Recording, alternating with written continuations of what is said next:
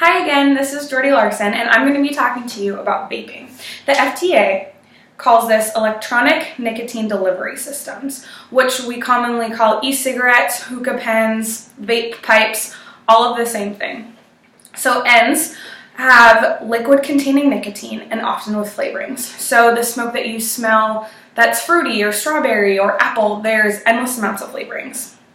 So the FDA has a statistic that more than 3 million middle and high school students are current users of e-cigarettes in 2015, which is up from about 2.5 million in 2014.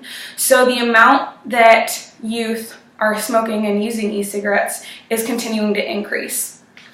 During the 4-year period between 2011 and 2015, e-cigarette use rose from 1.5% to 16% among high schoolers and 0.6% to 5.3% with middle schoolers.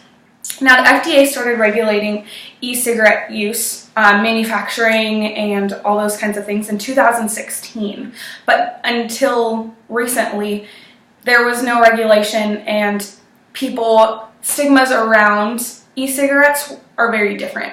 So people call them hookah pens or vape pipes, and they're marketed to avoid this negative stigma that cigarettes tend to have. So they have the same hard wiring, they're built the same way, they just have different branding. The sales of e-cigarettes have just completely increased over the last few years.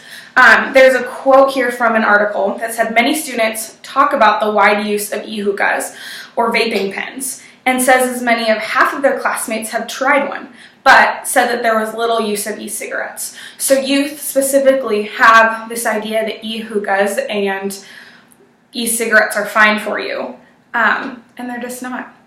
So thank you, bye.